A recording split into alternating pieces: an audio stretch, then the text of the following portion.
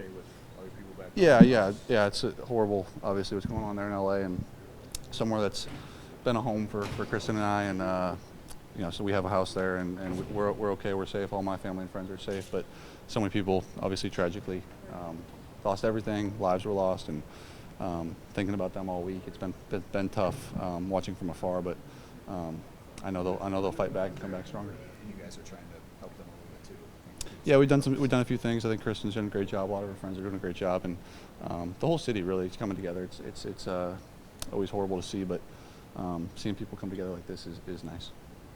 Beneficial was the bye for you and everybody? Yeah, it feels good. Certainly, you're at home, you're resting, you're getting a little extra sleep, you're getting a couple naps in. You feel good. Your body feels good. You get your body back, and now if I'm saying that, I can't imagine how the guys up front are feeling after a week off. So yeah, it's a good thing to have. Jared, I'm curious.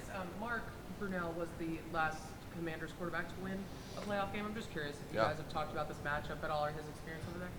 Yeah, it's the Mark Brunell revenge game. No, I'm kidding. Yeah, that came across on the screen that night we were watching. We had a little chuckle at it, but no, yeah, he's obviously a part of their history, and yeah, it's cool. I know that people around these parts are saying, okay, good, it's not the Vikings again, it's not the Rams again. We've seen enough of that. For you guys, is it more challenging? Is it more enticing to face an opponent that you don't see that often?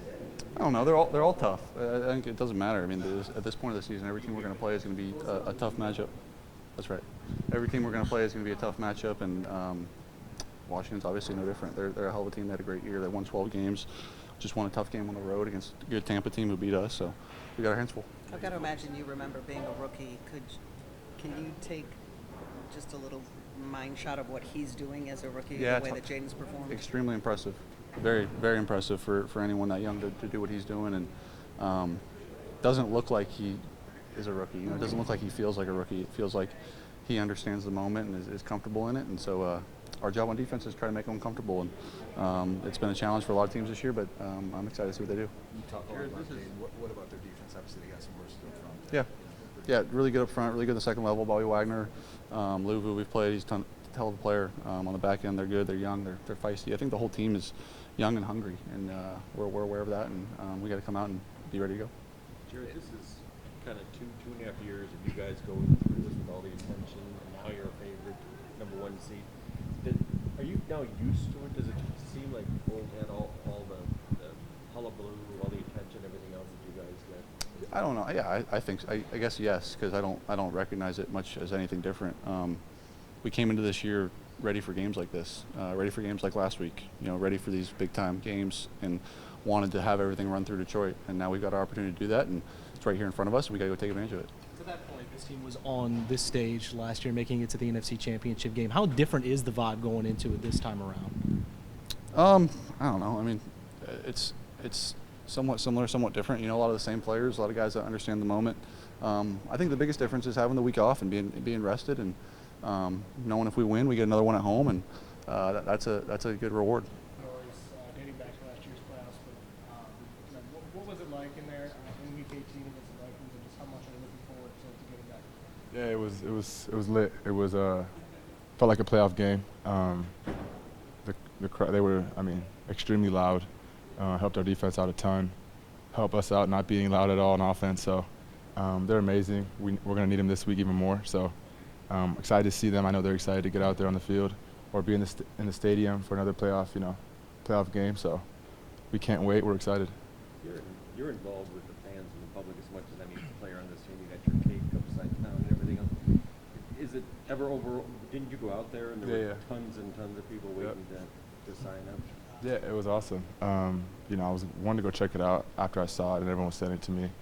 Was going to check it out, didn't know when, but with the timing and everything, was able to reach out to them and figured, yesterday was the best day for me with the schedule and everything. So I made my way out there, got to check it out, meet the staff, take pictures with them, hang out with them, meet everyone. So it was awesome. They were so sweet and nice over there. And there was a bunch of people in line waiting to get by, whether it's cookies, whatever it is. So it was amazing to see. This is like 2+ years of this type of stuff for you guys. Does it still blow you away how many people are attracted to this team, to these players? I mean, not really. I feel like, you know, it's an exciting time, I feel like, in Detroit. It's been for the last few years. We got something special going. We gotta keep going, obviously, but, you know, I feel like we have a lot of things to root for on this team, a lot of players, coaches, whatever it may be, and the fans, you know, they deserve it. So I feel like our team is pretty unique. Relatable, maybe? For sure, all day, I think so. You said you won a slice thick egg. Did you get one? Nah, I couldn't get one. You know, it looked too pretty. I didn't want to touch it. It was kind of hidden too. I went inside and it was like couldn't really get to it from the inside. So went on the outside, was able to see it better. But nah, I can't touch that. Is it crazy to think that one of the simplest celebrations has turned into what it has? It is crazy. My dad keeps texting me, "You got to do it again. Next touchdown you score." I said, "I can't. It's just a one-time thing. Maybe if we get to the bowl, we'll see." But it's not like a dance. It's just a headstand. So just a one-time thing. But yeah, it's crazy to see how many people, you know, gravitated towards it. I'm curious if you have thoughts about other teams using you guys for motivations. The Rams tapped into that. Eagles' Lane Johnson was comparing his stats to Penei Sewell. What do you guys think about being bulletin-board material? I mean, maybe you can call it a compliment. I don't know. But, you know, every team I feel like is looking for some extra motivation, especially this time of the year. Whether it's, you know, Pro Bowl, All-Pro, playoffs. Just trying to find that extra motivation, and I feel like that's a way to do it, whether it's from us, from another team. So I mean, we get it. It's a league. Everyone does it. Everyone uses it. So it is what it is. Also, I think this is the first time we're talking to you since the blue hair came back. Is this a fun thing for you, or is there some sort of tapping into an extra mode? Shoot, I wish it was tapping into an extra mode if I was a superhero. But nah, it's just the playoffs. It's fun for me to do. We made the playoffs. Why not? Let's go do it. From what you guys are seeing from this Commanders defense, what type of challenges will they present for your offense? Yeah, man, they play hard. I know I watched the game. Sunday? And they were flying around. Whether it's, you know, their D-line, their linebackers, their safeties, they play really hard. So, you know, whatever it is they do on defense, whether they're blitzing, dropping back in coverage, playing the run, playing the pass, we know they're going to bring their all, and that's a credit to them, man. I think, you know, the coaches over there, starts with Coach Quinn. They think he preaches that, and you can tell, man, those guys are hungry. They play hard, so it's gonna be a good matchup. Does entering the playoffs this year feel different at all to entering last season? Like, is there added pressure, expectation, and tension that comes with being the 1 seed? Yeah, you know, I would just say I feel a little bit more rested than last year. Got a week off, but no more added pressure, no more added tension. Just, you know, it's another game for us. Just gotta take it 1 week at a time. What's it going to mean to have Debo back this week, and what does it mean maybe that he refused to sort of have his season end? It's going to mean a lot. You know, he's a big part of this team. And every time you get, you know, a key player, a guy like him that, I mean, the way he runs, you can't really replace it. So to have him back, we're all super excited on the offense side of the ball because, I mean, he sets a tone for us as an offense. I feel like he gets guys going. So we can't wait to have him out there. I'm excited to see him even go and practice again and then be out there for the game. I know you talked about the rest aspect, but how did y'all keep the balance? Y'all was in such a groove before going into this week off. How did Dan keep you guys, or just any of the coaching staff, like still keeping you guys in game mode, but kind of rested as well at the same time? You know, we practiced last week. I had a good practice. Obviously got some time off, was able to watch games and stuff. I mean, I don't know. This is my first bye week this late in the season, so just being able to rest, watch some football, and then get back to work.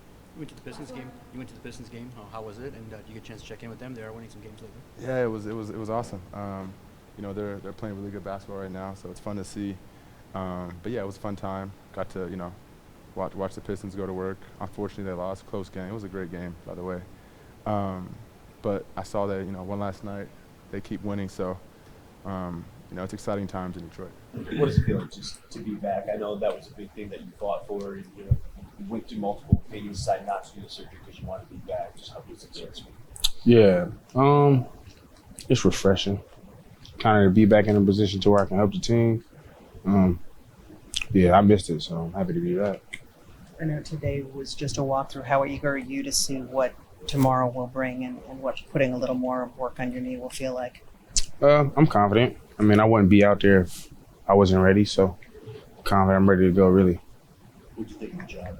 Job to kind of take it up a little bit bigger role there for the last 3 games, kind of keep things rolling? I mean, he a dog. I mean, it's evident enough. You know, Josh's special. You know, he's generational talent, and I didn't expect anything less of him. So Ja's gonna roll. I'm gonna just kind of whatever he need from me, I'm gonna make sure he has. But this kind of his show. David, the outlook for you at post-injury was pretty grim at first, at least from the outside looking in. Like, what were those days like, and what was it like seeing the light at the end of the tunnel for the first time going that shot? Yeah, I mean, I think the speculations that I was getting surgery or that was kind of the end-all be-all, like nobody really ever knew. So like when it got put out, I didn't know that I was getting surgery until the media told me. So it was news to me, but I'm always pretty confident in who I am and how I prepare. And I mean, I know who my God is too. So like, it ain't really too much or anything that I know that I can't overcome when I know who, is the head of my life. So, so continue to, give God sure the praise and showing myself that I'm, doing everything in His name and I'm where I'm supposed to be because I'm supposed to be here. Like it has never been up to me. It'll never be up to me, but it's His way, so it'll be His way. This team has always locked in really well with each opponent in front of you. As you guys now enter this phase of the season, is there a change? Is there more of a fierce focus, I guess, for lack of a better term, because of the stakes now and where you guys know you want to go? I mean, I think when you play this game, every opportunity that you get, the stakes are always high. Just got a little bit of icing on the top now just because we're playing for the big fish now. So we got some relentless guys in this locker room who take this personal and they take their job very serious. So everybody's locked in. You can see it, you can feel it, you can smell it. So it's like, I'm just happy to be a part of it, really. David, what was your mindset when you did get some positive news and you thought that you could come back, especially with the trajectory that this team is on this season? It was just like lock in, kind of like put the horse blinders on and silence the noise of the world and just kind of attack it every day, no matter what the day looks like. As long as I get an opportunity to wake up every day, no matter how the day before looked, I got a chance. So I kind of looked at it that way and put my best foot forward every chance that I got. And like I said, God put me here, so I'm here now. Sorry. How does the week go? Good, great. I mean, sure, I think it feels better than it did before I got hurt. So I'm good, yeah. All that resting. Yeah. How much of that rehab was like physical action versus just getting rest? A bunch of it, MCL sprain or whatever you want to call it. It's all about strengthening it. And the more you can get the scar tissue to grow back, the better off you be. And in order for the scar tissue to grow, you have to strengthen it. So we did a lot of stuff that was kind of focused towards regaining the strength, which, calls for physical things to do. So, yeah, pretty physical, pretty strenuous, but I needed it. David, you talked about your faith there a couple times as being the thing that carried you through this. Scotty told us a story about how he came to you like the day after the game just to kind of elevate you, and it ended up being the reverse. You elevated him. Is that positive outlook? Is that something that's always been a part of you, or is that something that's grown as you've grown as a man? Yeah. I don't know. I mean, whenever I ever get an opportunity to kind of look at my life and how it's kind of been carved and shaped, there's too many things that happened the way that they happened, the time that they happened, that there could have been no way that it was me who did it. And I don't know like y'all believe, but like just my childhood and the stuff that I've been through, I mean, I've been through a lot of stuff, and a lot of stuff that I've seen people not make it through. So just to be able to have an opportunity to be able to, wear that lion on my helmet or be able to show my son that his dad is doing something that, that a lot of people want to do. I mean, it allows me to have some gratitude for my life and know that, God is amazing. He's just amazing. David Dan talks about starting at the end and working backward, visualizing what it might look like. Do you allow yourself to envision like what this next month, what this playoff run could look like for you guys, for this team? Yeah, I tell my brother all the time. I've really been saying it since I was training last year in MPP in Arizona. I would tell him all the time. I would have dreams about us going to the Super Bowl. It's crazy. Like, and the closer we get, the more vivid they become. Like, I have them like often, but Yeah, it ain't gonna be. I don't know how it's gonna look of us getting there, but I know we gonna be there. So just us going out and performing and being who we capable of being. You guys win in your dreams? I'm gonna keep that to myself. It feels better when I do. We've heard the story of the work you put in this offseason, the above and beyond work you put coming into training camp to be ready. How much of that work do you think helps you survive maybe some of these hits that other guys couldn't come back from? Yeah, that's a good question. I was having a conversation with my trainer, and we looked at when a hit happened and the way it happened. I'm like, bro, there's no way if you look at the hit the way it happened, I didn't tear my ACL. But like when people was laughing at me in the summer for saying like, why is he deadlifting 800 pounds? Why he's doing all of this crazy stuff? I'm like, I mean, it's a fierce, crazy game. Like it's grown men hitting each other at full speed. Like if you're not strong or your body can't take it, you're not gonna make it. So I'm blessed and I'm lucky to be able to be standing right here to play right now. Because if you look at the hit, it don't look good. It's real egregious, So When you look at what the organization has done investment-wise into the running game, I mean, how much do you feel like, that really comes about, especially now in the playoffs, where that becomes very important, for you guys? yeah, I think it's our identity. We got the best O-line in the world.